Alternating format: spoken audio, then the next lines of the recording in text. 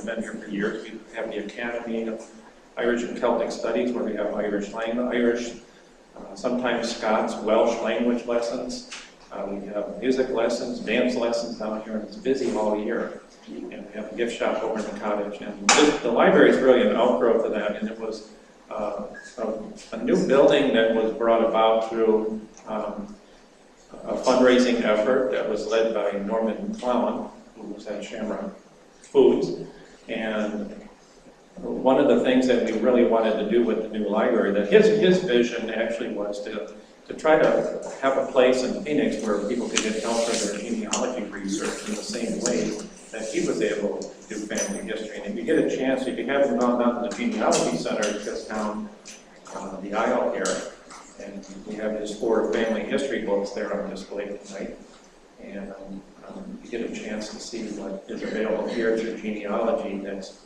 We have a half-time genealogist, we have volunteers, we have a state-of-the-art computer system in here.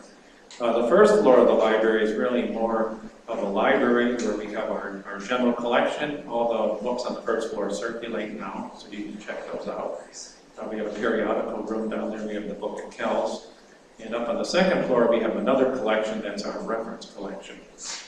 So the 2 main things that we have in the building now are the library and the genealogy center.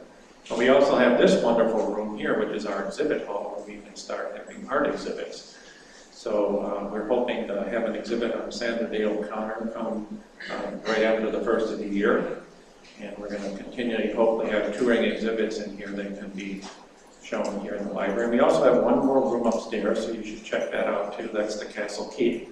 That's a kind of a general purpose room where we can do meetings and other types of events, and it's made to look like a castle. And the whole building is designed to be a 12th century, or kind of modeled after a 12th century Norman castle. And it was designed by Paul Ahern. So that's a little bit of background on the center. And I just wanted to introduce any board members that are here. Jim Doherty is here. He'll be reading tonight. Kathy Larkin is here. Linda Walker. Justin O'Brien. So those are the folks that sit on the board and make the center happen. And we're really appreciative of all you coming tonight. The tribute really came about. Seamus Heaney unfortunately passed away recently on August 30th.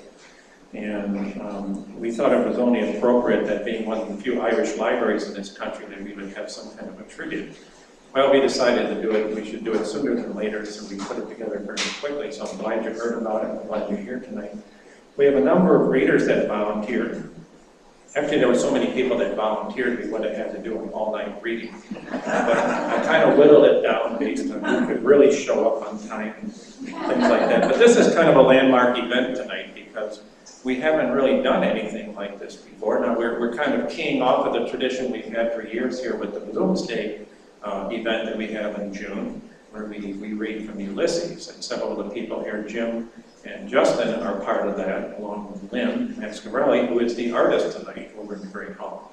And so that was a great tradition that's been here, but I think being the Irish Library, we want to do more of this kind of thing tonight. So it was kind of, unfortunately, we had to come together under the passing of somebody who was a great voice of Irish literature. But I think it's going to be the first of many events that we're going to do here in the future. So I wanted to introduce Norman McClelland, who is the namesake of the library. I know he doesn't like to ever take a bow or anything, but can you just wave?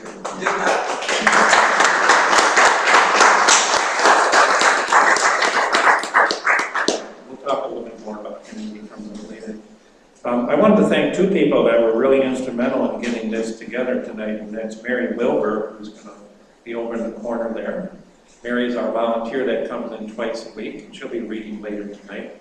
And Joyce East, who's hiding back there somewhere. Where did Joyce go? She's over at the doorway. Okay, Joyce. And they're both reading tonight, so we'll talk more about them. But they're the ones that have really helped us get the literature collection, get some purchases going to fill in the blanks. Most of the collection we have here right now came from Boston College. It was a donation of 5,000 books, and we're supplementing that with other donations and other purchases. So we're trying to get the library up to have a minimal level so that we have a decent collection. And I think Norman's vision was to have a place where people could get their genealogy research and also really appreciate the great tradition of the Irish literary tradition Irish love of words, and I think that's what we're going to be doing tonight. So without further ado, I'm going to introduce Joyce East. Earned her undergraduate degree in literature from Illinois State and her MA and PhD from the University of Kansas. Joyce recently retired from Marshall University, Graduate College in Charleston, West Virginia, where she was the Program Director of Humanities. She was a member of the West Virginia Humanities Council, and she's told me a number of interesting things she's done with that involve the Irish in West Virginia.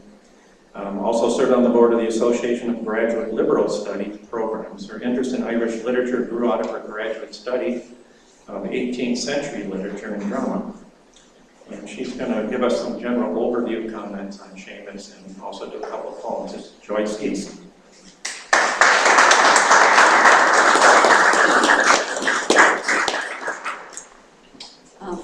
Hello, good evening.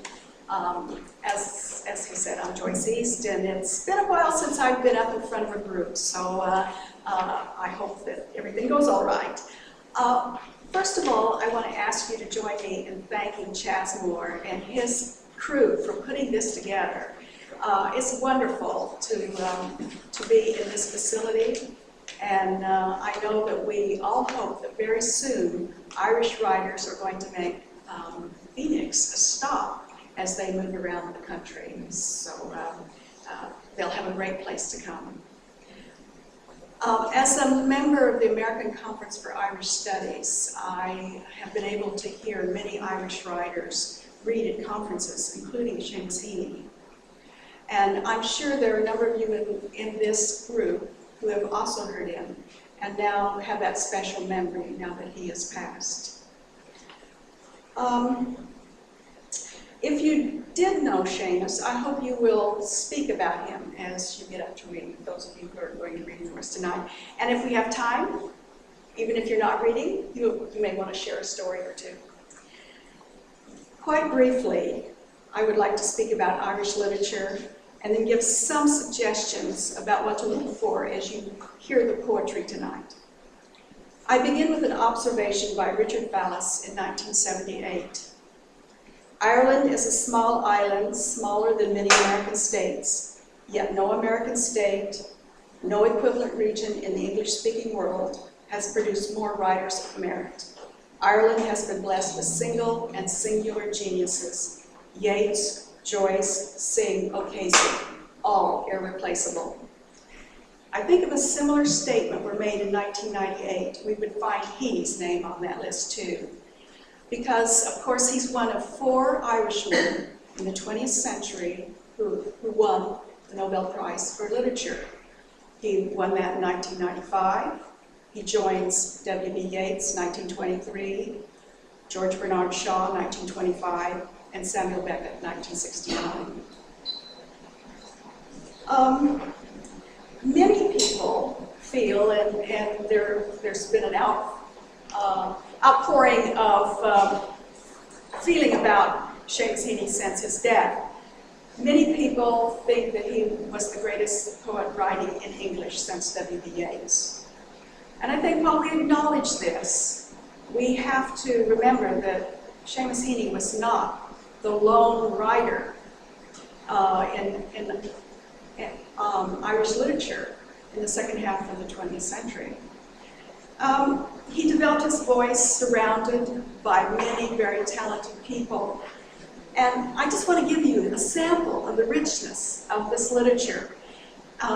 If your favorite doesn't make the list, just mentally add it. Poets: Patrick Kavanagh, John Montague, Michael Longley, Derek Mahan, Thomas Kinsella, Richard Murphy, Evan Boland, Eileen Cullinan, Paul Muldoon, Maeve McGuckian, Karen Carson.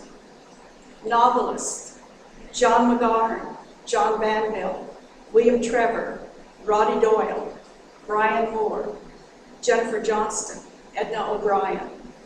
Dramatists: Brian Friel, Frank McGuinness, Sebastian Barry, Martin McDonough. And if you read those newspapers over there, a lot of those folks were at the funeral. So he obviously knew many of these people. I think Heaney's stature in the literary world is even more impressive when we think about such a rich motherlode of talent. When awarding the Nobel Prize to Heaney, the committee spoke of, and I quote, "works of lyrical beauty and ethical depth, which exalt everyday miracles and the living past." Jay Perini says, "Heaney writes as an Irishman, born to a troubled race, but like all real poets, he speaks to all people in all times." Good poets use word choice and rhythms to bring to life the ordinary and to put us in touch with places and landscapes that evoke memories of our own experiences. Great poets connect these memories to the bigger world, to the ethical and moral dimensions of our lives. Some, like Yeats, seemed apocalyptic, warnings of a rough beast that slouches toward Bethlehem to be born. Heaney's poetic foundation began where he was born in 1939 in rural County Derry in Northern Ireland. He was born on a farm to Catholic parents. He was the eldest of 9 children. Throughout his poetry, we can see the impact of the rural environment on his imagery, his rhythms, his sense of place. And I'm not going to give you any examples because I don't want to steal the thunder from these readers. They're going to illustrate that for you. But one recurring image is the bog, and digging in the bog, uncovering the past. And as it turns out, the place that Heaney occupies and sees around him is simply the most recent layer of human history. In Human Chain, 2010, he says, "I had my existence, I was there, me in place, and the place in me." As a Catholic in Northern Ireland, he was well aware of the fissures, religious and political, that troubled the society. The difference in outlook reflected in the public language and the private mores and dialects. The way in which one's accent, address, and education could stifle opportunities for advancement. In his poetry, then, we find evidence of this divided landscape. There are going to be a couple of poems read that address this directly, and if you want to read more, I recommend North, 1975.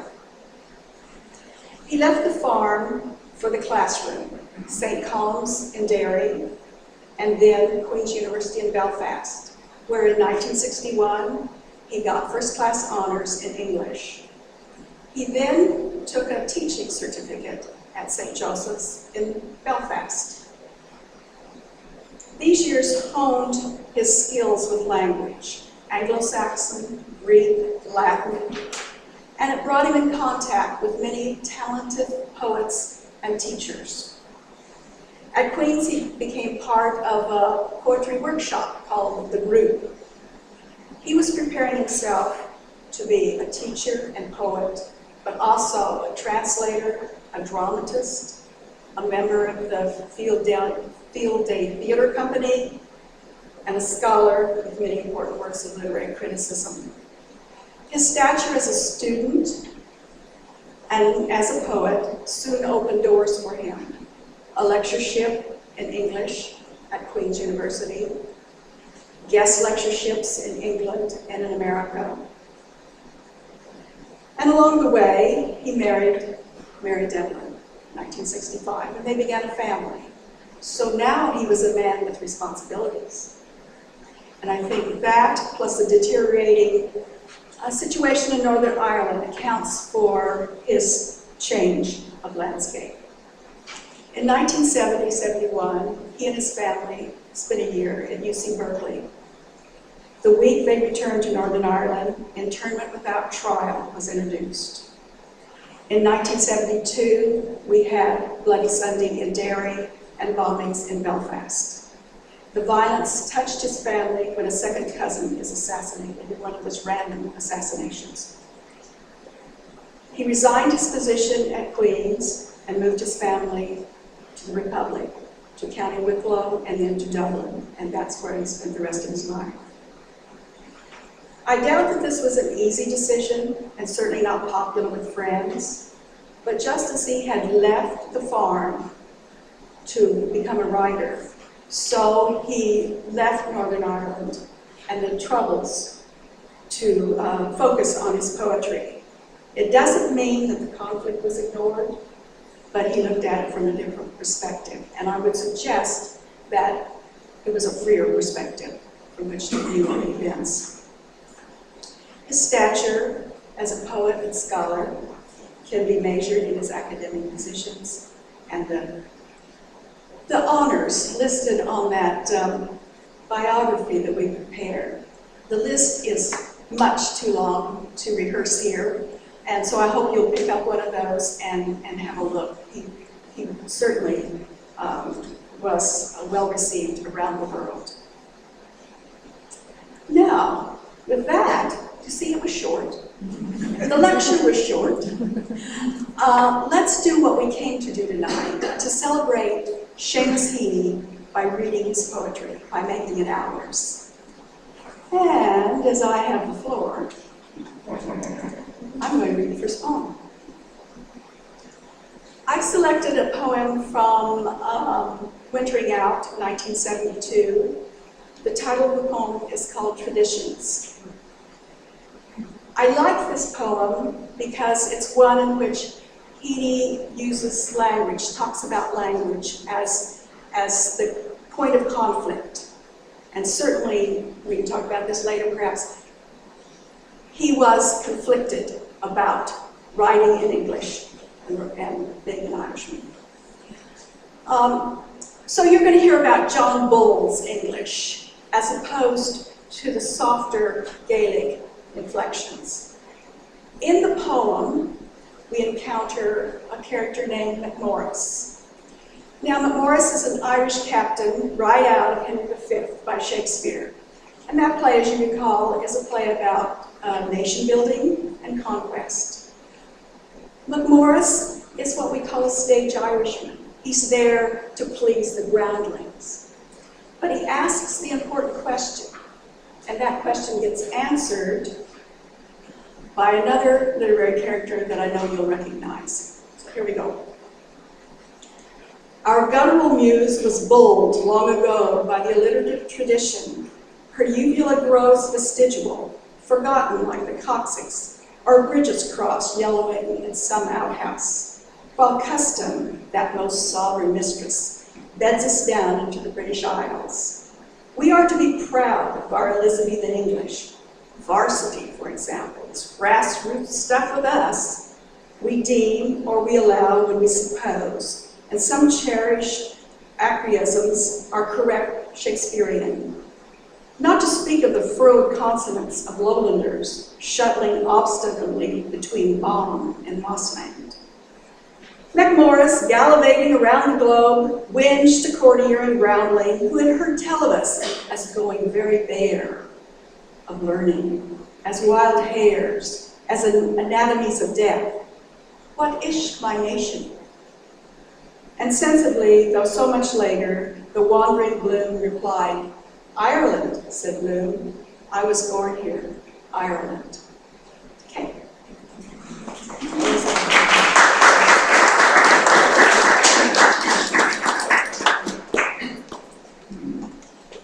Thank you, Joyce. That was wonderful.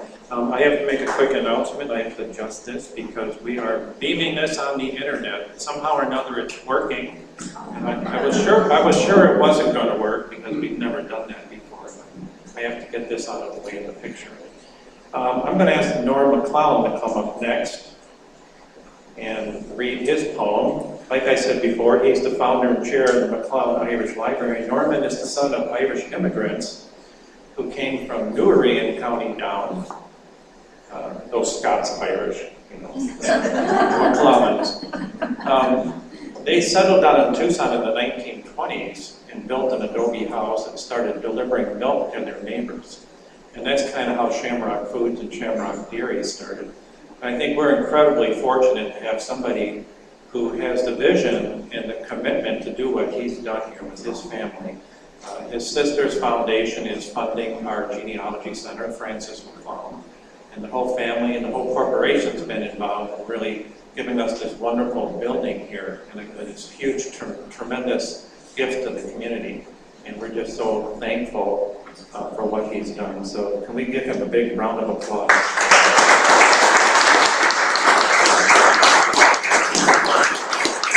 And Marty's going to do a poem here that he'll introduce.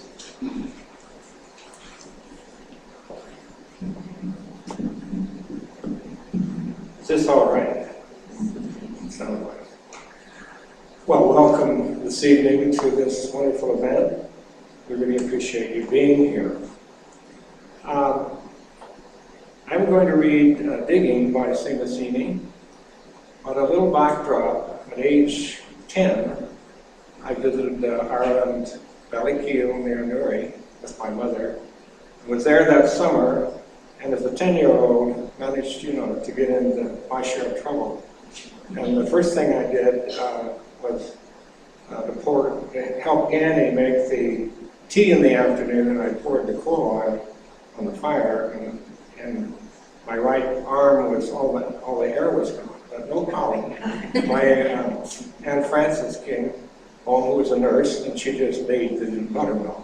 There was no problem. But I wanted to mention that the daughter of that, Jane Parker and Jim Parker, married Bob Goodell from Armagh, and their family burned peat in the home, and I went out with him and watched them dig it. And so this is a special poem for me. Between my finger and my thumb, the squat pen rests, snug as a gun. Under my window, a clean rasping sound when the spade sinks into graveling ground, my father digging. I look down till his straining room among the flowers bends low, comes up 20 years away, stooping in rhythm through potato drills where he was digging. The coarse boot nestled on the lug. The shaft against the inside knee was levered firmly. He rooted out tall tops, buried the bright edge deep, to scatter new potatoes that we picked, loving their cool hardness in our hands. My God, the old man could handle a spade, just like his old man. My grandfather cut more turf in a day than any other man on Toner's bog. Once I carried him milk in a bottle, corked sloppily with paper. He straightened up to drink, then fell to right away, nicking and slicing neatly, heaving sobs over his shoulder, coming down and down for the good turf, digging. The cold smell of potato mold, the squelch and slap of soggy peat, the curt cuts of an edge through living boots awaken in my head. But I have no spade to follow men like them. Between my finger and my thumb, the squat pen rests. I'll dig with it.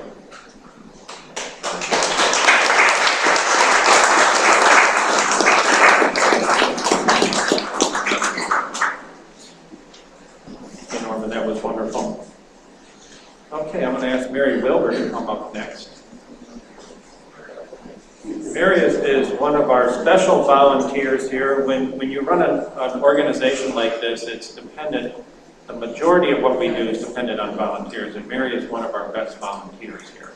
And I want to thank her especially in front of a group of her peers, because being a retired librarian from Scottsdale Public, she always had this huge love for Irish literature, and has helped us develop bibliographies and develop a purchase list. And she comes here 2 days a week religiously and keeps me on task and teaches me what I should have already known already. And really it's wonderful to have here. And so she's a special person that is at the center here.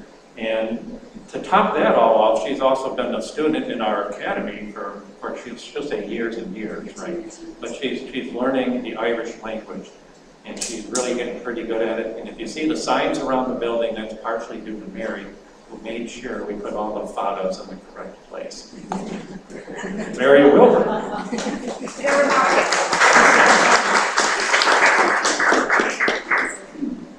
Is now Seamus Heaney agus Filio. I like Seamus Heaney and his poetry. He was no stranger to turmoil, the turmoil that consumed his Northern Irish home during his lifetime. He addressed the conflict in a wider human rights and historical context and was never afraid to hide his Irish identity. He was due to read his poem from the Republic of Conscience that he wrote for Amnesty International at their annual awards on last September 17th. But unfortunately, we lost him for that date. The poem was the inspiration for their most prestigious award, the Ambassador of Conscience Award. And at this presentation on September 17th, the award went to the Pakistani schoolgirl, Malala, that was shot in the head by the Pakistani, and to Harry Belafonte, among others. And it was to include a special tribute. It did include a special tribute to the Nobel laureate. He was supposed to read his poem, but of course, they read it in his honor. He said about the poem itself that it's one that makes up an imaginary country to represent a particular state or feeling. And in his words, the Republic of Conscience is a place of silence and solitude, where a person would find it hard to avoid self-awareness and self-examination. From the Republic of Conscience. When I landed in the Republic of Conscience, it was so noiseless. When the engine stopped, I could hear a curlew high above the runway. At immigration, the clerk was an old man who produced a wallet from his homespun coat and showed me a photograph of my grandfather. The woman in customs asked me to declare the words of our traditional cures and charms to heal dumbness and avert the evil eye.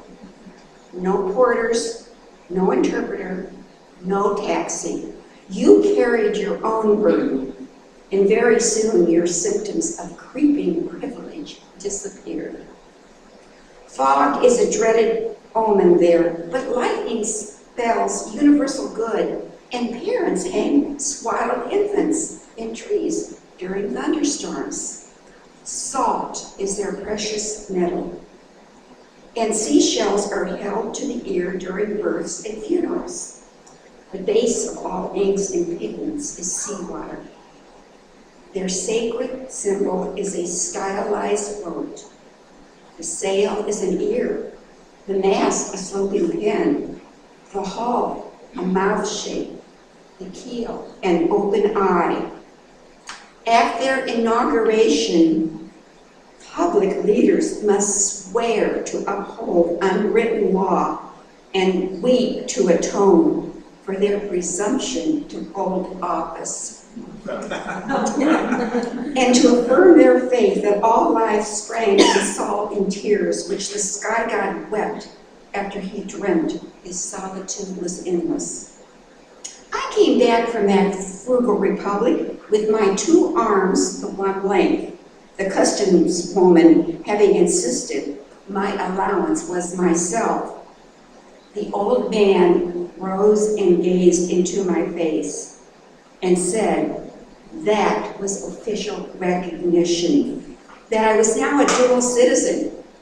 He therefore desired me, when I got home, to consider myself a representative and to speak on their behalf in my own tongue. Their embassies, he said, were everywhere, but operated independently, and no ambassador would ever be relieved. Government.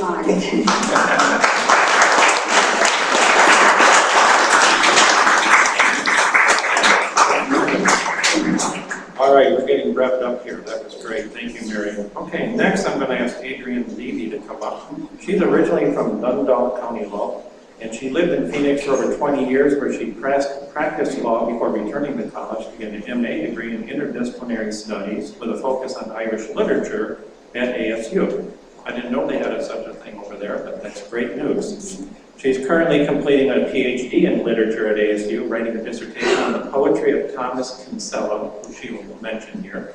Her poetry work has been published in literary journals in Ireland, including A Modest Review, Boyne Berries, Cranach, Revival, and she's one of the poets whose work will appear in the forthcoming anthology, The Stony Thursday Book, which will be launched in Limerick this October 24th as part of the CUISLE International Festival. Adrienne, thanks for coming tonight. Thanks for having me.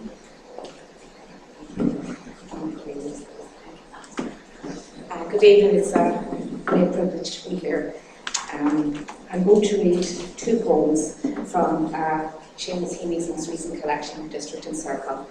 And they're pretty connected. You could read them separately, but I thought they would work well together as a couple. And the first poem is called Poet to Blacksmith, and it's Heaney's translation of a poem by Owen Ruler O'Sullivan, one of our great bardic poets, one of our last bardic poets who lived from 1748 to 1784. And this is Owen Ruler O'Sullivan's instructions to Seamus McArthur, probably not pronouncing that correctly, translated from the Irish by Seamus Heaney. And I'm reading it because it comes up in the next poem. Poet to Blacksmith. Seamus, make me a sidearm to take on the earth, a suitable tool for digging and grubbing the ground, lightsome and pleasant to lean on or cut with or lift, tastily finished and trim and right for the hand.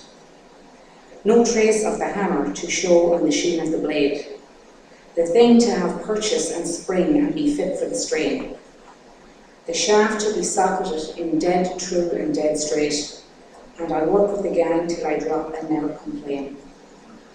The plate and the edge of it not to be wrinkly or crooked. I see it well shaped from the anvil and sharp from the fire. The grain of the wood and the line of the shaft nicely fitted, and best thing of it all, the ring of it sweet as a bell. And the next poem I read is called Midnight Anvil, and I chose this poem. He has so many wonderful poems, but I really like how this encapsulates his interest in the present, his life in farm, his rural background, the past, his translations from Old English, medieval work he's done, and the future. And it's written at the time of the millennium. Midnight Anvil. If I wasn't there when Barney Devlin hammered the midnight anvil, I can still hear it. 12 blows struck for the millennium. His nephew heard it in Edmonton, Alberta. The cellular phone held high as a horse's ear, Barney smiling to himself. Afterwards, I thought, church bells beyond the stars heard, and then imagined Barney putting it to me. Well, maybe write a poem. What I'll do instead is quote those water-burning medieval smiths. Huff, huff, luss, bus, hull. Such noise on nights heard no one never. And old Rua asking Seamus McArthur to forge him a spade, sharp, well made from the anvil, and ringing sweet as a bell.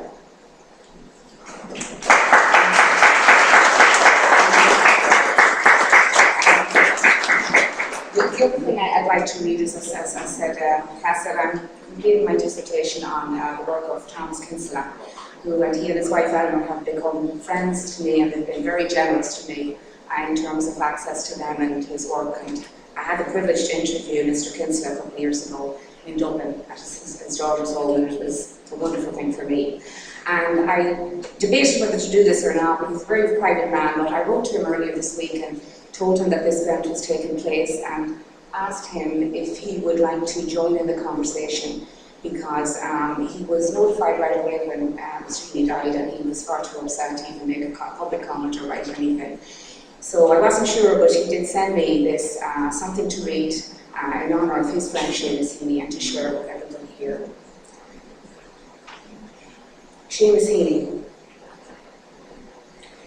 With the death of Seamus Heaney, there is a sense of enormous loss. A great presence has gone from the scene. He has left behind him a lifetime of achievement. It will take time to gauge the full extent of the achievement, but it is clear already that his was a career remarkable in contemporary poetry. With the poetry, from the beginning, of a lovely mind, as in follower or midterm break. Poetry always of verbal richness and sensual accuracy, and individual early poems that are already classics, the Taliban or Bogland. His was an achievement remarkable in other ways. Seamus had all the worldly skills. He managed his career in a way that is extraordinary, and he had the power of visibility. He was a popular poet. The man in the street, uninterested in poetry, was aware of his existence. There is no one else in Irish poetry since Yeats with the same combination of gifts. Thomas Kinsler.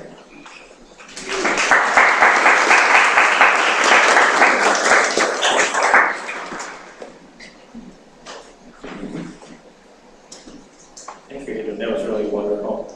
The next person around here needs no introduction. Born in Derry, the same county as Seamus Heaney, Pat McCrossan earned a degree in music education at Trinity College of London, a teaching degree. Most people don't know that, but Pat did. And he's been a professional musician since 1957. And I don't have all night to talk about all the stuff that this guy's done with music, but Pat is a popular musician around town, also a writer, a humorist, and a general all-purpose good person who promotes Irish culture 24/7. He's currently the director of our Academy of Irish and Celtic Studies at Irish Cultural Center. Pat McCrossan.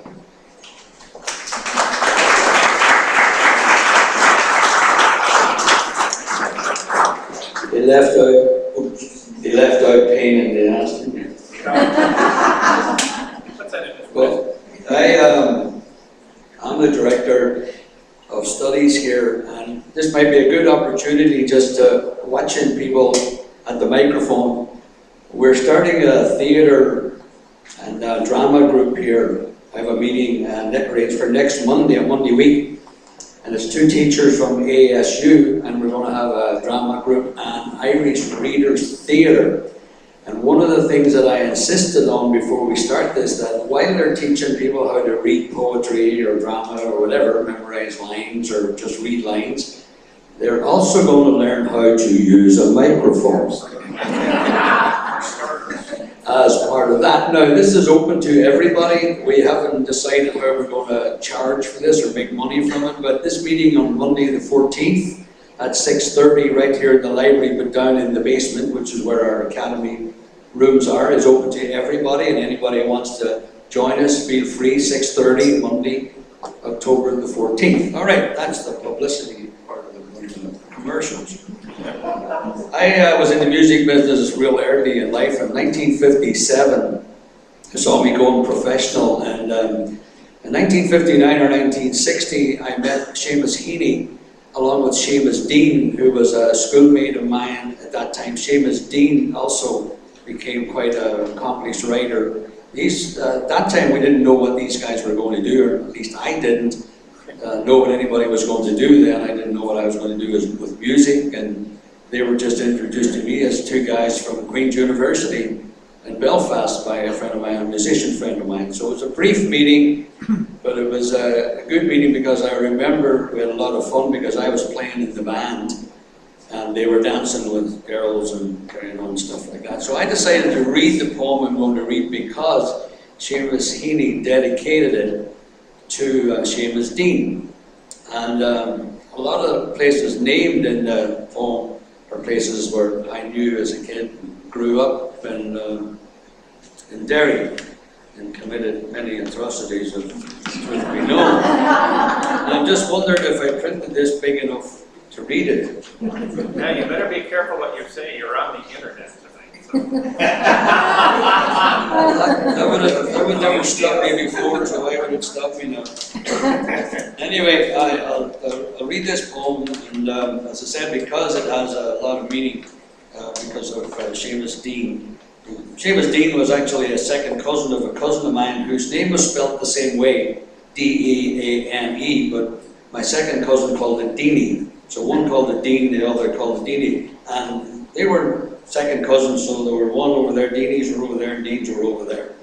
Anyway, here's the poem. As Kavanagh said, we have lived in important places. The lonely scarp of St. Colum's College, where I billeted for 6 years, overlooked your bauxite. I gazed into new worlds, the inflamed throat of Brandywell, its floodlight dog track, and the throttle of the hare. In the first week, I was so homesick I couldn't even eat the biscuits left to sweeten my exile. I threw them over the fence one night in September 1951, when the lights of the houses in the Leggy Road were amber in the fog. It was an act of stealth, then Belfast, and then Berkeley.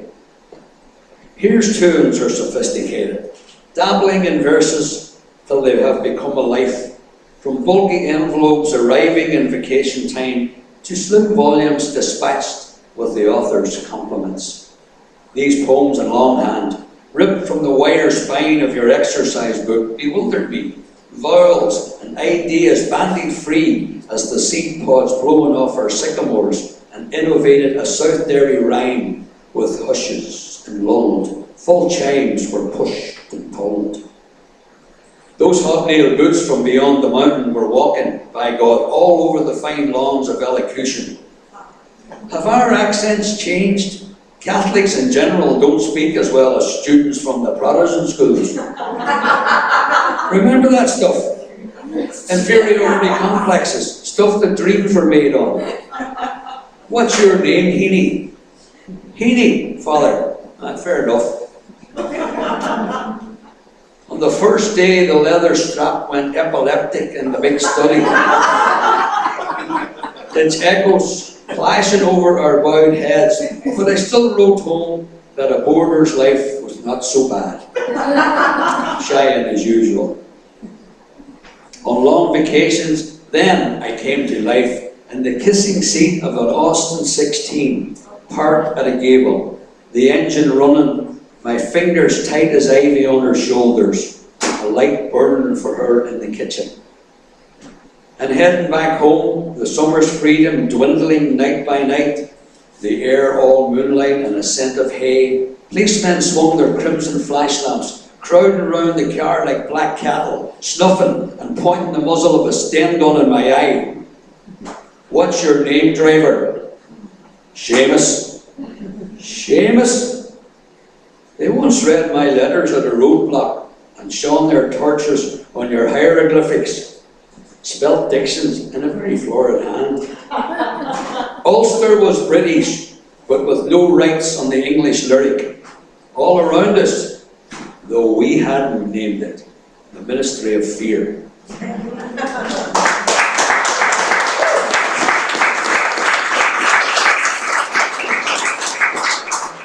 And the strap that went epileptic was the strap that the teachers used on us when we were kids. It was a piece of leather about 18 inches long, lined in the middle with lead. It had a shaped handle that the teacher could hold. And when you disobeyed the teacher on a cold morning, and some of you have been to Ireland and know how cold it can be in the summertime, well, it's even worse in the wintertime, and you did something wrong and you come in the morning, that hand was up to get 6 slaps with that thing, and it was all legal.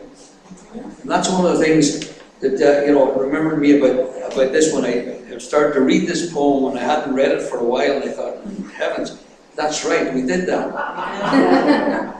And he talks about the Brandywell, and the Brandywell is the area where, if you're in St. Colum's College, you're looking down at the bogside in the Lecky Road, and Seamus Dean lived down in the Lecky Road, and you look down there and you look across the town, and you can see the dog track, and you can see the Gaelic football grounds, and it's all there from St. Colum's College. And a note of interest, I was just talking about this the other day with Kathy, that when I was 13, you left school at 13 in Ireland back then. Unless you did the exam and passed with good grades, then you got to go to St. Colum's College, if you're a Catholic. I was terrified to go to St. Colum's College because of the Christian Brothers. They were notorious for beating kids up. This was all before all this scandals had happened. But the Christian Brothers, and Seamus Heaney had 6 years of it. So I voted, I'm going to fail the exam. So I went and I failed the exam. Every question was wrong, and my parents were horrified.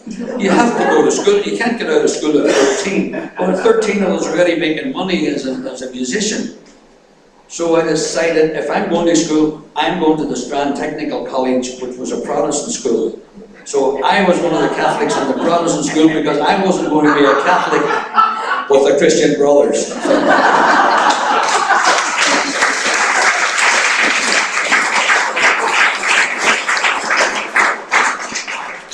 Like I said, he needs no introduction. All right, if any of you need something to if any of you are interested, we're starting a new term next week, aren't we? Monday. Monday starts a new term. If you've always wanted to learn the fiddle, the accordion, or the Irish language, be sure you contact Ed. We can get in on all the fun that we have I'll be here all day downstairs Monday from 3 o'clock. after 3 o'clock on Monday. Next, I'm going to ask Mary Aldridge to come up. She's a faculty member at Mesa Community College in the Department of English. Also has taught in Study Abroad Ireland and is director of their Study Abroad Great Britain. She has a master's from the University of New Orleans. Her thesis was on Lady Gregory's Kiltartan translation of Molière. The doctorate from the University of Tulsa. Her dissertation was on Yeats and Joyce, creating a unified literary tradition. And we'll be having a study group tonight over in the Great Hall all night on that.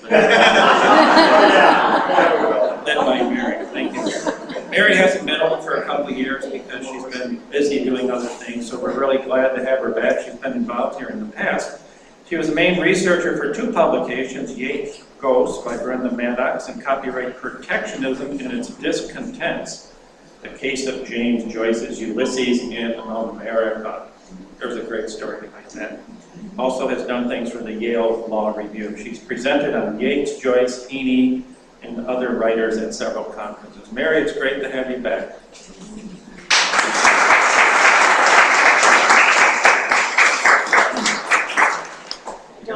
I don't like microphones. I'm very loud, so I don't usually need them.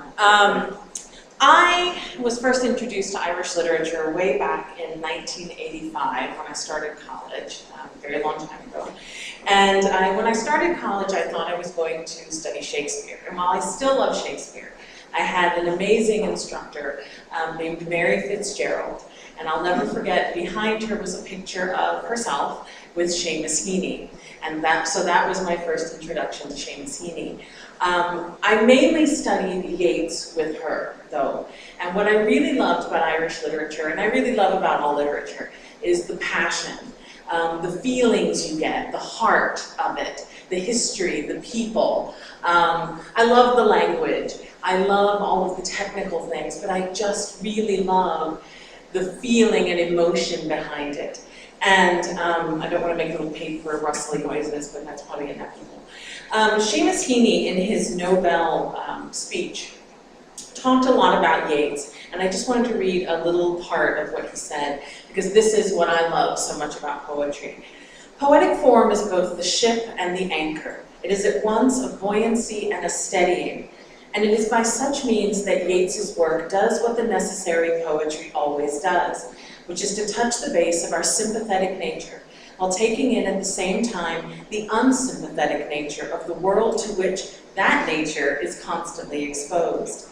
The form of the poem, in other words, is crucial to poetry's power to do the thing which always is and always will be to poetry's credit.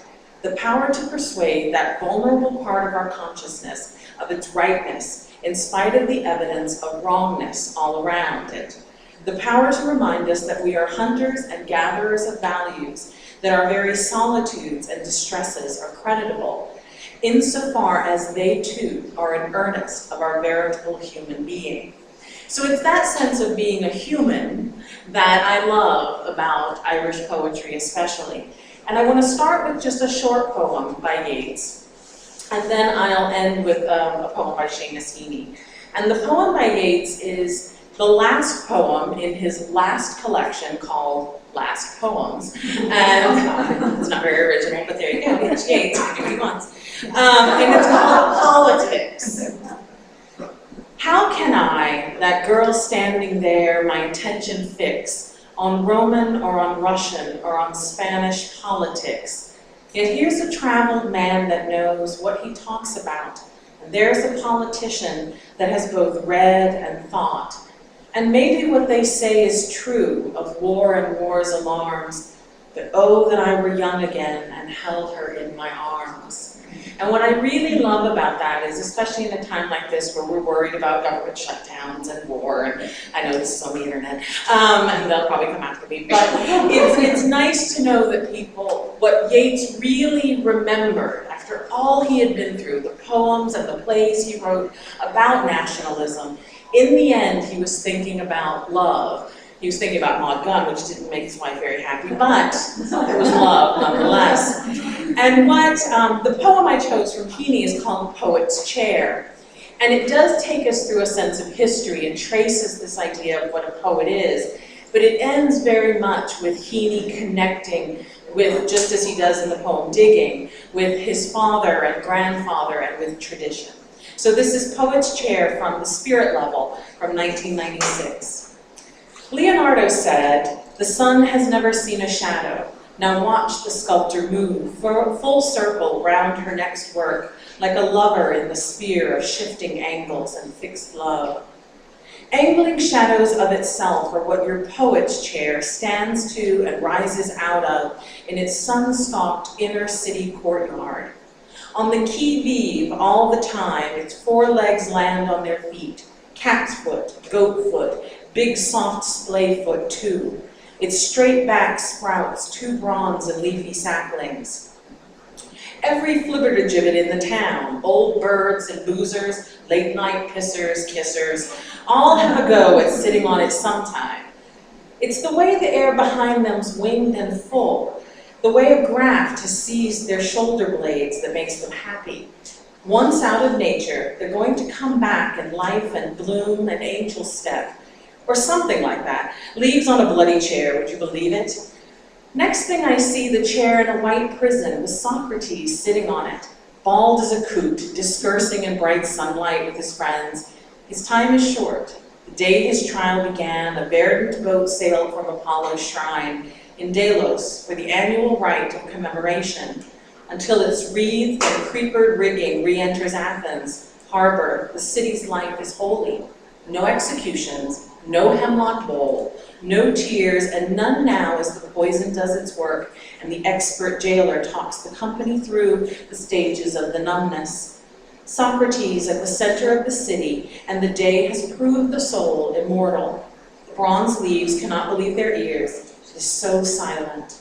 Soon Crito will have to close his eyes and mouth, but for the moment everything's an ache, deferred, foreknown, imagined, and most real.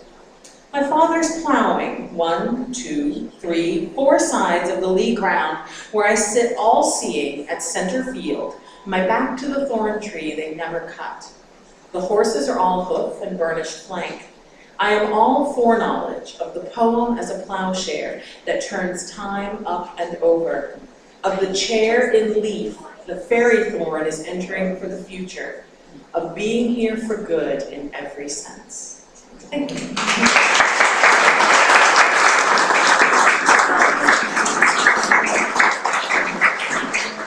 I'd like to introduce a very special person. Jim Doherty is currently the president of our nonprofit group that runs the center and the library here. It's the Irish Cultural Learning Foundation. And I had some of the board members raise their hands earlier. Jim is the current president. He's also a faculty member over at Glendale Community College. And he's been deeply involved with the Irish community here since the 80s. Strong supporter of Irish culture. He participates every year in the annual Blooming Beer Fest, which is our reading of Ulysses during the summer, and produces the Easter Rebellion commemoration at Easter time. and together with his wife Ann, hosted the Kayleys that we have here, the Irish dances, the second and third Fridays. So Jim, thank you for coming, and Jim Doherty.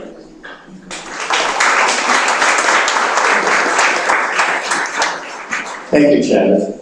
But people keep asking me if I'm a musician because I hang around with all these musicians, and I keep telling them there's a reason why I dance. It's because I can't sing and I can't play an instrument. Chaz has actually kept us on our toes tonight because we didn't actually have a list of who was going to be presenting when. So I picked a couple of poems that have connection for me. The first of them is called Two Lorries. And Two Lorries takes place in a town in Derry called Marafelt. And it turns out, which was kind of interesting to me, is that one of the readers that will follow me directly is Yvonne Watterson. And Yvonne's dad and family comes from the same town, and that's the town my great-grandmother came from. So it is a small world after all. So this is a poem about a small town in Derry. And it's a town that, during the Troubles, there were quite a few deaths. In fact, I think a total of 11 people died there. What is referenced in the poem, although it's a poem about his mother, which took place in his relationship with his mother long before the bombing, but it's a poem also about the bombing. And on May 23rd, 1993, a 500-pound IRA bomb caused extensive damage to the commercial center of the town. It was placed outside of the Ulster bus depot on Broad Street, and the bus depot was entirely demolished by the blast, and the town's Ulster Bank branch was also damaged. And then both since have been redeveloped, but that's basically part of what the poem was about. And you'll recognize that as we get to that part. So two lorries. Lorries, for those who aren't familiar, are basically trucks. It's raining on black coal and warm, wet ashes. There are tire marks in the yard. Agnew's old lorry has all its cribs down, and Agnew, the coal man, with his Belfast accent, sweet-talking my mother. Would she ever go to a film in Marafelt? But it's raining, and he still has half a load to deliver further on. This time the load our coal came from was silk black, so the ashes will be the silkiest white. The Marafelt via Tunbridge bus goes by. The half-stripped lorry with its empty, folded coal bags moves my mother, the tasty ways of a leather-aproned coalman, and films, no less, the conceit of a coalman. She goes back in and gets out the black lead and emery paper. This 1940s mother, all business round her stove, half wiping ashes with a backhand from her cheek as the bolted lorry gets revved and turns and heads for Marafelt. And the last delivery. Oh, Marafelt. Oh, dream of red plush and a city coalman. As time fast forwards, and a different lorry groans into shot, up Broad Street, with a payload that will blow the bus station to dust and ashes. After that happened, I had a vision of my mother, a revenant on the bench where I would meet her in that cold-floored waiting room in Marafelt, her shopping bags full up with shoveled ashes. Death walked out past her like a dust-faced coalman refolding body bags, plying his load, empty upon empty, in a flurry of moats and engine revs. But which lorry was it now? Young Agnew's, or that other, heavier, deadlier one, set to explode in a time beyond her time in Marafelt? So tally bags and sweet talk darkness, coalman. Listen to the rain spit in new ashes as you heft a load of dust that was Marafelt. Then reappear from your lorry as my mother's dreamboat coalman filmed in silk white ashes.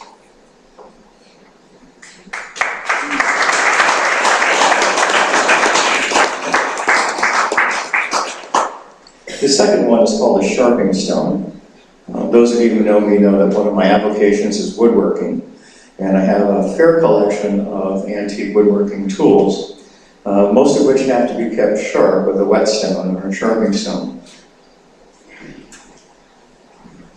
I found several descriptions of this poem, and as I was preparing to read it, but what it seems to say to me is that he is talking of his father who has passed, and of things that he's finding as he's cleaning up, as it were.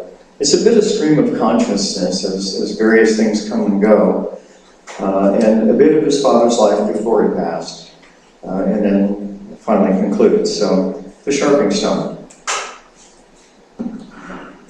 In an apothecary chest of drawers, sweet cedar that we purchased second-hand, in one of its weighty, deep sliding recesses, I found the sharpening stone that was to be our gift to him, still in its wrapping paper. Like a baton of black light I failed to pass, airless cinder depths, but all the same, the way it lay there, it wakened something too. I thought of us that evening on the logs, flat on our backs, the pair of us parallel, supported head to heel, arms straight, eyes front, listening to the rain drip off the trees and saying nothing, braced to the damp bark. What possessed us? The bare locked loveliness of those two winter trunks? The way they seemed prepared for launching at right angles across a causeway of short bench posts set like rollers? Neither of us spoke. The puddles waited. The workers had gone home. Saws fallen silent. And next thing down we lay, babes in the wood, gazing up at the flood face of the sky until it seemed the flood was carrying us out of the forest park, feet first, eyes front, out of November, out of middle age, together, out across the Sea of Moyle. Sarcophage d'Apu in terracotta. Etruscan couple shown side by side, recumbent on left elbows, husband pointing with his right arm and watching where he points. Wife in front, her earrings in, her braids down to her waist, taking her sexual ease. He is all eyes. She is all brow and dream. Her right forearm and hand held out as if some bird she sees in her deep inward gaze might be about to roost there. Domestic love, the artist thought. Warm tones and property, the frangibility of terracotta, which is how they figured on the color postcard, Louvre, Department des Antiquités, that we'd sent him once, then found among his things.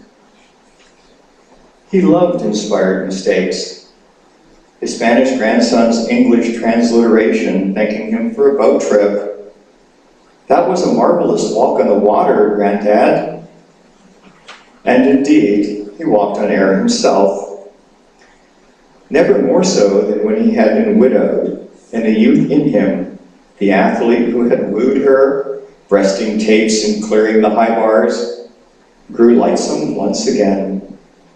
Going at 80 on the bendiest roads, going for broke at every point-to-point in poker school, he commenced his wild career a second time, and not a bother on him. Smoked like a train and took the power mower in his stride. Flirted and vaunted. Set fire to his bed. Fell from a ladder. Learned to microwave. So, set the drawer on freshets of thaw water and place the unused sharpening stone inside it. To be found next summer on a riverbank where sighs once hung all night in alder trees and mowers played down scherzos on the blade. Their arms like harvest arms, one drawing towards, one sweeping the bright rim of the extreme. Thank you.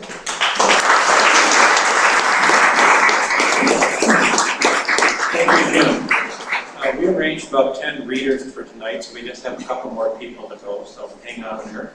We have some really good material coming up here. I just want to do a quick commercial here. The Irish Cultural Center is run by the Irish Cultural Learning Foundation, and we have our big annual fundraising campaign, our big fundraising event, which is a wonderful gala dinner coming up in 3 weeks on the 19th.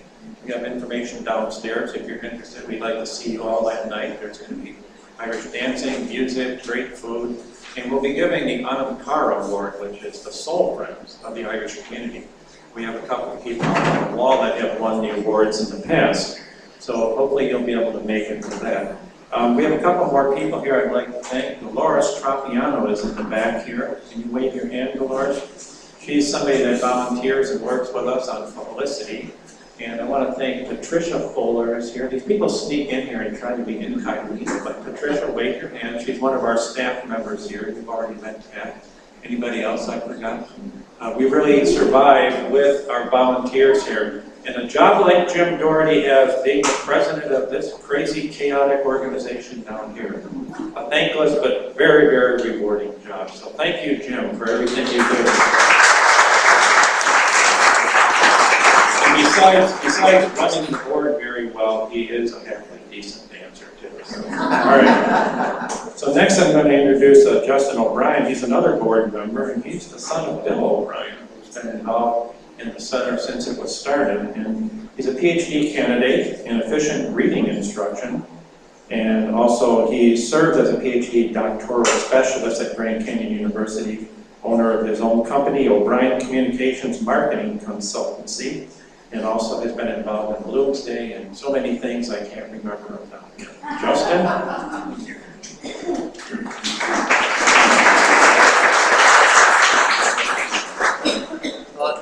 Until recently, I didn't actually know much about Seamus Heaney other than this incredible poem, Digging, which Norman McClelland read so deeply and so authentically. So now I'm keeping Seamus Heaney close to my heart. Let's see here. Pop it up. I love it, no paper. Ever since Star Trek, I gave up paper from any carbon-based product. I'm going to read 2 short poems because, as my grandmother told my father, Bill O'Brien, and Seda, my mother, when they were getting wedded, that day of their wedding, my grandmother, Babu O'Brien, Murray O'Brien, said, Seda, never pass up a restaurant. And Bill, keep your sentences and stories short and snappy. So I'm going to give you 2 short and snappy poems. Pick up on that one on the other side. This is called Personal Helicon by Seamus Heaney. As a child, they could not keep me from wells and old pumps, buckets and windlasses. I love the dark drop, the trapped sky, the smells of waterweed, fungus, dank moss. One in a brickyard with a rotted board top. I savored the rich crash when a bucket plummeted down at the end of the rope so deep you saw no reflection in it. A shallow one under a dry stone ditch, fructified like any aquarium. When you dragged out long roots from the soft mulch, a white face hovered over the bottom. Others had echoes, gave back your own call with a clean new music in it. And one was scarcesome, for there out of ferns and tall foxgloves, a rat slapped across my reflection. Now to pry into roots, to finger slime, to stare big-eyed our Narcissus into some spring is beneath all human dignity. I rhyme to see myself, to see the darkness, echoing, echoing.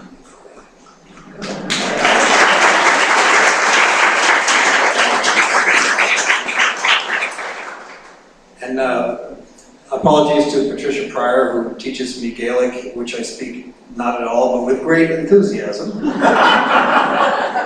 This is called A Kite for Apin.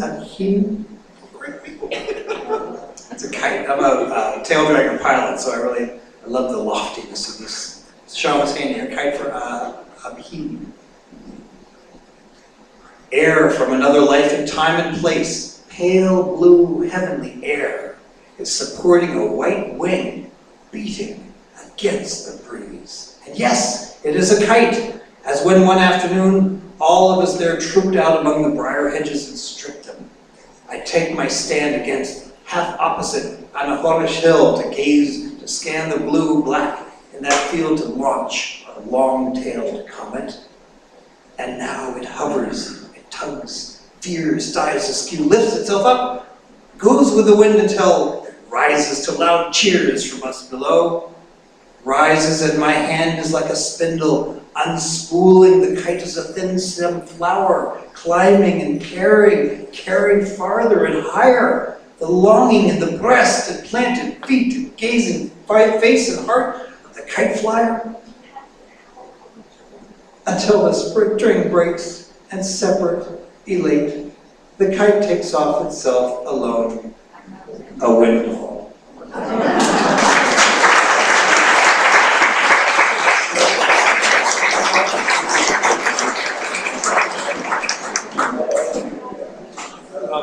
We're running just a little bit overtime, which around here is called Irish time.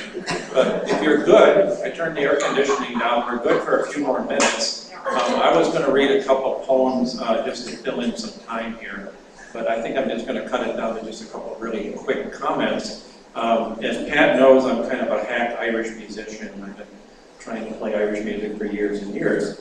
And one of the things that occurred to me when Seamus died was, well, you know, I really liked his poetry because it was musical, and it spoke to me musically. And the thing about Irish music is it's all about the melody.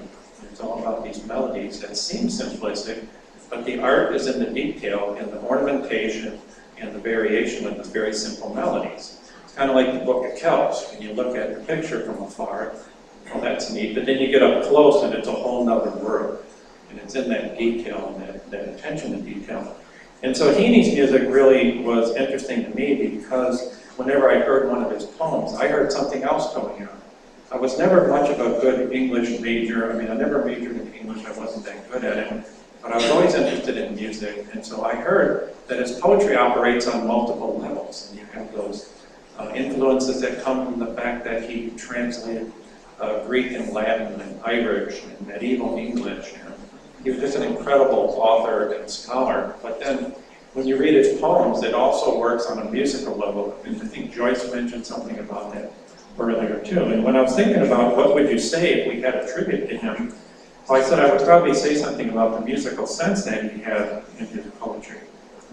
And as I was just reading the eulogies, I came across an interesting eulogy that the great songwriter and pop artist Paul Simon wrote in the New York Times. And he said, "Poets labor under a completely different set of rules than musicians. Musicians and songwriters have help and crutches. They have instruments, melody, rhythm, harmony to give life to their work, while poets accomplish it all through words." And it's kind of exactly what I was feeling and could articulate it so much better. I had one poem that I wanted to do that I've always liked, not only because it was musical, but because it reminds me of the Southwest, and it's called The Rain Stick. And yesterday, it's been a very crazy week around here. I went looking for the rain stick that my wife uses in her music therapy. And I said, well, where's the rain stick? Oh, our daughter's dog buried it in the backyard. All right, so what am I going to do now? So I broke down the door last night over at the music center. If I can just find the darn phone here. I think I might have left it downstairs. Well, maybe we'll have it during the second break. And unfortunately, here it is.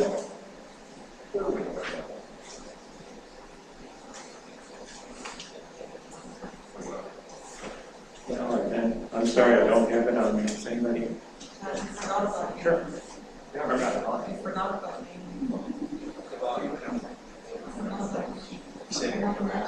You said the name. She's worried that I forgot her, but I'm saving the best till last. So I think we'll catch the rain stick later tonight in the second half, and I apologize for that.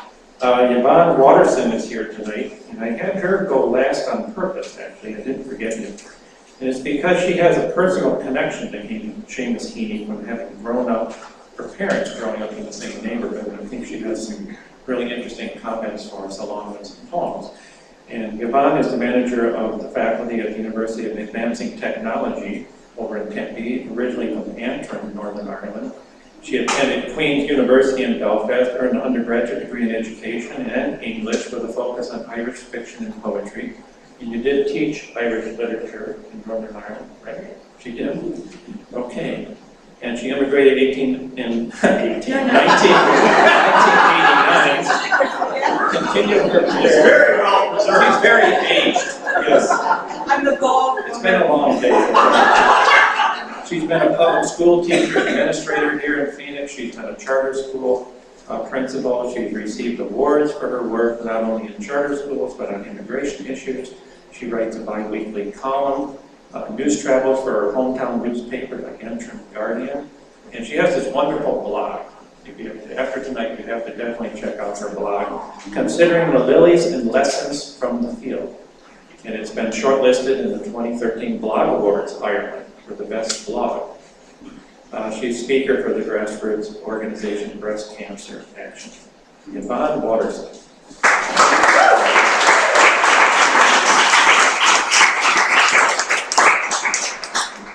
Okay. All right. Glasses, first of all. I just have to say, wouldn't it be lovely if the man from Anna Borish would know that all these people have gathered together in the Arizona desert to honor him? I think it's just a lovely sight, and it really is an honor to be among all of you. So thanks very much to Jim for the invitation, and it's just been lovely to hear everybody. So I think Seamus would be very happy. As Pat McCrossan will point out frequently, attended a Protestant school in Northern Ireland, in Antrim, and my parents were from, my father was from Magherafelt, and then my mother was from Castle Dawson, and she grew up down the road from Seamus Heaney. The interesting thing was that when I was in school, we didn't do any of the Irish poets. We never did Yeats, we didn't talk about Heaney, we didn't do any of that. We were listening to Wordsworth and Keats and all of those people. And then I went to Belfast, and I was going to be a teacher, and I went to Stranmillis College of Queen's University, Belfast. And the very first time I heard the poetry of Seamus Heaney, I was late one day, as you know, is my way, to my college Irish fiction class in 1983. And I heard a recognisable voice reading it, and Pat, you might remember Brian Baird, who used to read the evening news on UTV. Well, Brian Baird was my Irish fiction teacher, and I'm forever in his debt for introducing me to the poet whose work has really been so important to me here and back home. And I think if you were to ask me to draw a map of my child world, the one that I moved in before I started primary school, all Seamus Heaney's places would be there. They'd all be marked on it. I belong to those places, and they belong to me.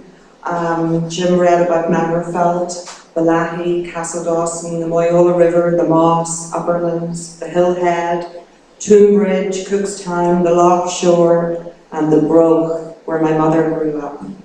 Brogue, its low tattoo among the windy gur trees and rhubarb blades, ended almost suddenly, like that last GH the strangers found difficult to manage.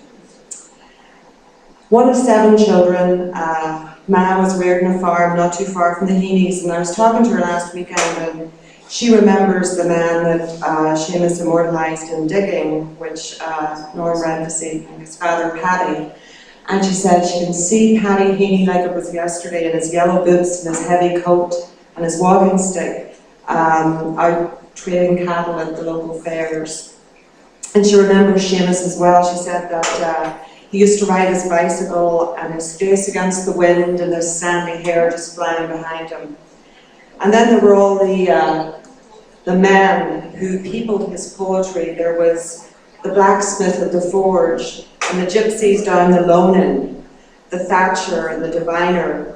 And Brian Baird, my teacher, took us through all those poems and through all those rural places and practices that I knew well, but I'd always taken them for granted. And to tell you the truth, when I went to Belfast, I was a bit embarrassed by them, you know. I didn't want to say that I was from there, you know, it felt backward to me.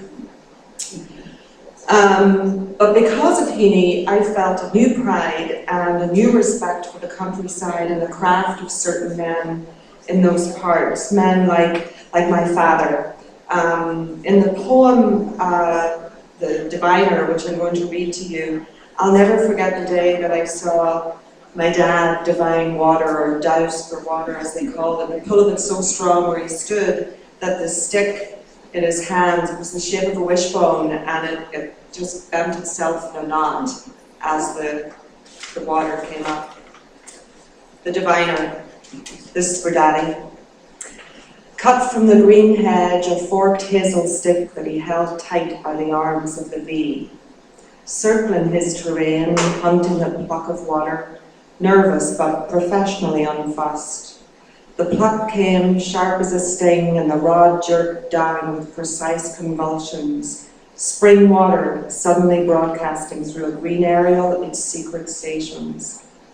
The bystanders were asked to have a try, and he handed them the rod without a word, and it lay dead in their grasp, till nonchalantly he gripped the expectant wrists. The hazel stirred.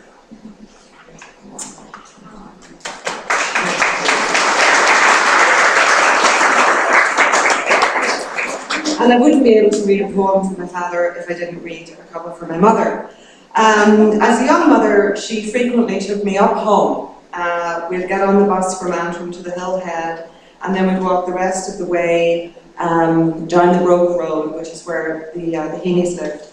And I remember always being scared of what might be hiding in the rhododendron bushes and the beech and the alder trees that hung over the road.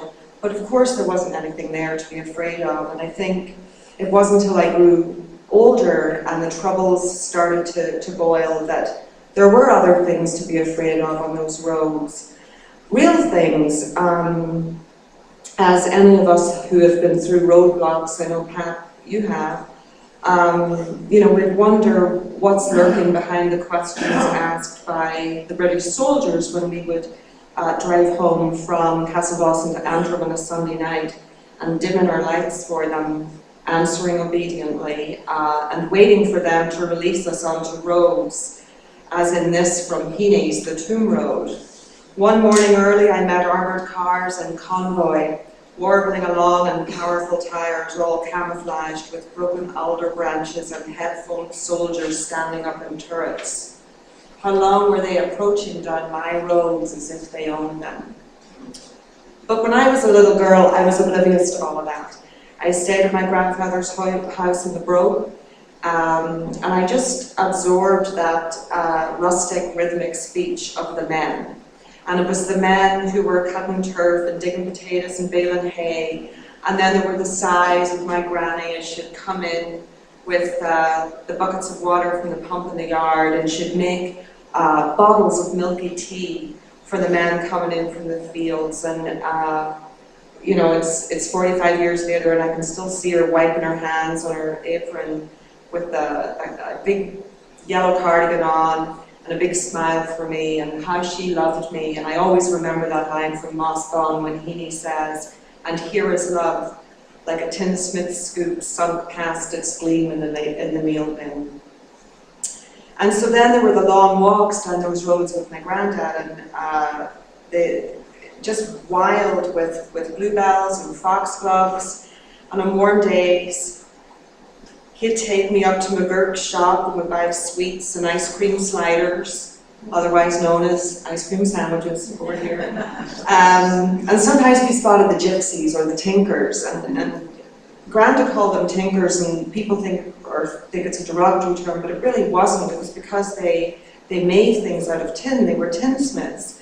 And I remember thinking that they must live these really charmed lives, just being able to, you know, pitch their tents with their colourful clothes and their caravans and their ponies. And And then even as now, and something that really resonates with me in Heaney's poetry is that idea of always being in between places. And I remember that one of the men, one of the tinsmiths, his name was Sweeney, and he used to visit my grandmother, and she made him tea, and then in exchange he would bring handmade tins for milking. And you know, the older I get, I find myself pausing to sort of appreciate all those handmade things that Heaney would talk about. I suppose now that I'm 50, I'm a bit like him, waiting until I was nearly 50 to credit marvels. The one thing that I shared with Seamus Heaney, and Pat alluded to it earlier, was this whole phenomenon of being the first person in your family to go away to school. And like, none of us had gone away to school. My mother and father left school when they were 13 as well.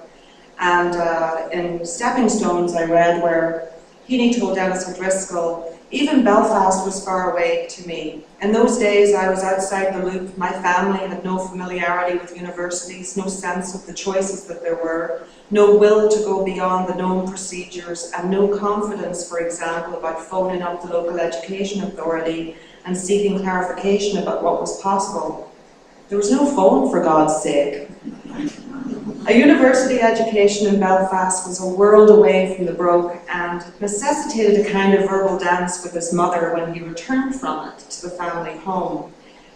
You know, he had come home with his new knowledge, new words and new sensitivities, and I can almost picture him in that tight space between elevated and plain dairy speech, watching every word he says, weighing its impact before he utters it. And my mother and I have danced that dance and still do to this day. And you'll understand that this comes from Clearances, the sonnets that he wrote for his mother. Fear of affectation made her affect inadequacy whenever it came to pronouncing words beyond her, Bertolt Brecht. She'd manage something hampered and askew every time, as if she might betray the hampered and inadequate by too well-adjusted vocabulary. With more challenge than pride, she'd tell me, "Oh, you know all them things." So I governed my tongue in front of her, a genuinely well-adjusted, adequate betrayal of what I knew better. I'd gnaw and eye and decently relapse into the wrong grammar, which kept us allied and at bay.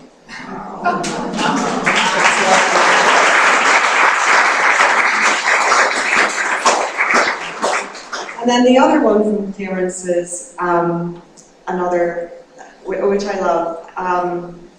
I think that those of us, especially those of us from home, ironing sheets and folding sheets, ironing shirts, all those mundane tasks that Heaney writes about, he really transformed them into magical spots of time. And every once in a while when I do laundry, which really is every once in a while, I can see her with, you know, these big armfuls of sheets and towels that she's rescued from the clothesline before the rain begins to fall. And then there's the folding, and it's that very precise ritual. You know, my father's or her partner in a dance, and they fold the sheets edge to edge, the way we all do. And anyway, this is the poem from Clearances, and you hear Seamus Heaney remembering his own mother. The cool that came off the sheets just off the line made me think the damp must still be in them. But when I took my corners of the linen and pulled against her, first straight down the hem and then diagonally, then flapped and shook the fabric like a sail in a crosswind, they made a dried out, undulating thwack. So we'd stretch and fold and end up hand to hand, and for a split second, as if nothing had happened, for nothing had that had not always happened beforehand, day by day, just touch and go, coming close again by holding back in moves where I was X and she was O, inscribed in sheets, sheets sewn from ripped out flour sacks.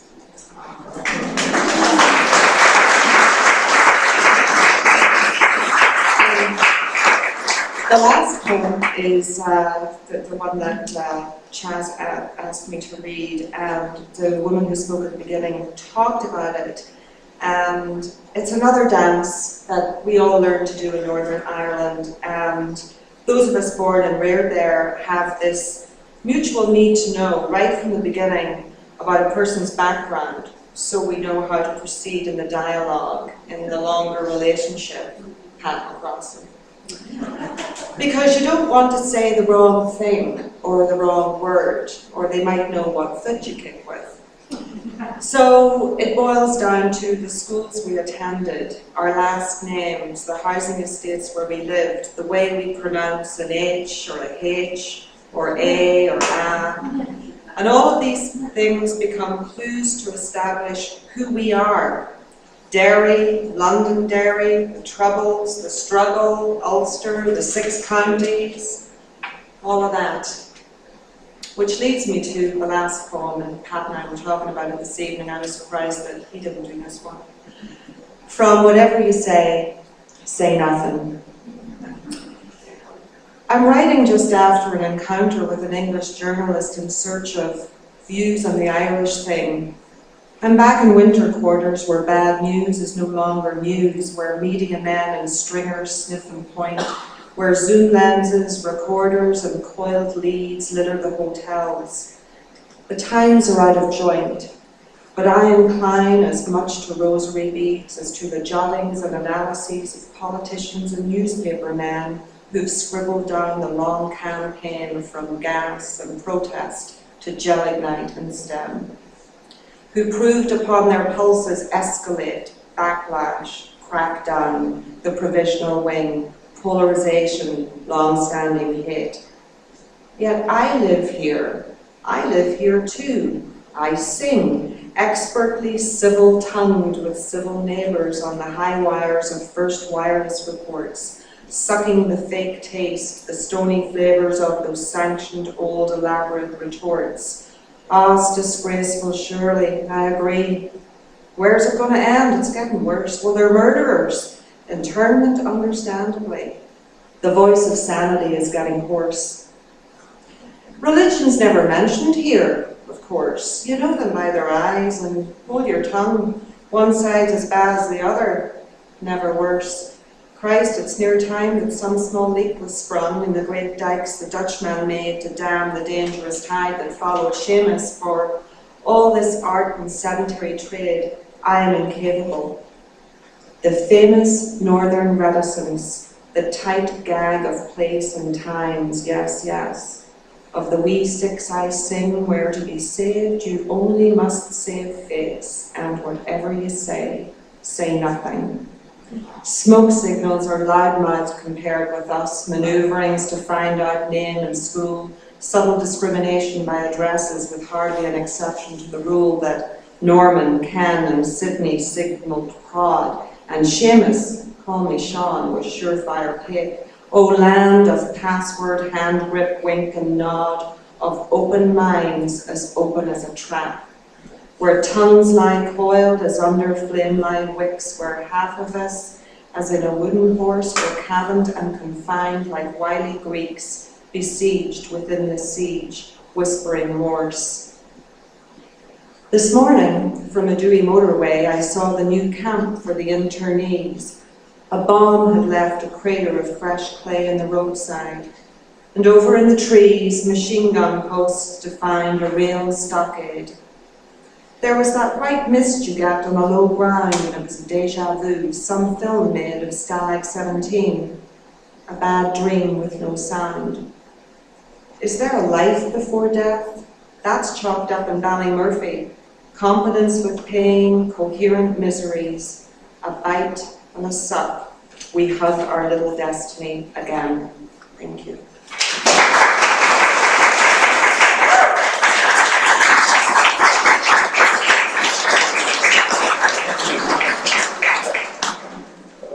Thank you, that was wonderful. Well, that reaches the end of our readings that we had planned for tonight.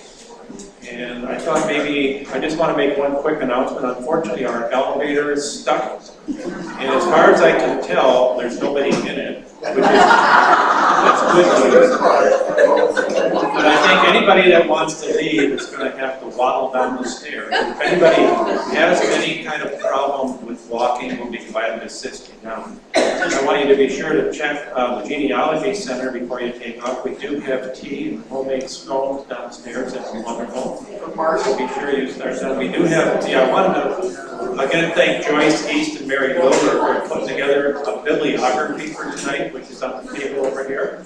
If you haven't got the bibliography or the bookmark, please pick one up. And again, this was the first night in what we hope will be many more nights like this. Mary and Joyce, we've talked about maybe having a book club here after the first of the year, maybe a literature class. So if you love this kind of stuff, let us know. Please sign up. At a minimum, sign up before you leave. We have an electronic newsletter and a mailing list, and if you're not a member, please consider joining as a member. It's very reasonable. You get good benefits and reductions on everything we do. And if anybody has any questions, I think most of the presenters will love to stick around and answer any questions you have or talk more about Heaney or some of the great Irish poets. And we really appreciate you all coming tonight. And be sure you stop downstairs for some tea and scones on the way out. And thank you very much.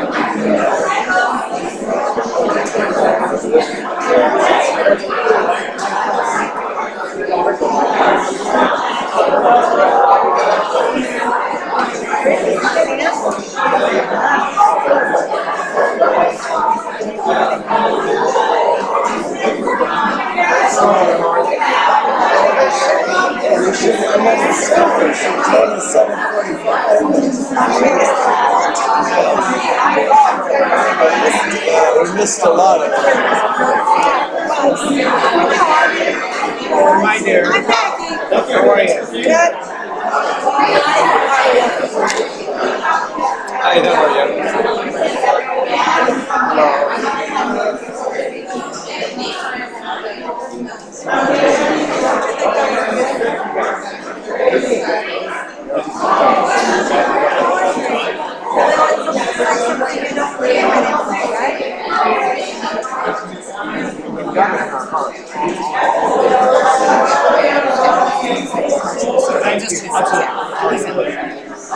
I just wanted to say hello, Adrian Levy, and thank you very much for making this place possible. It's really wonderful.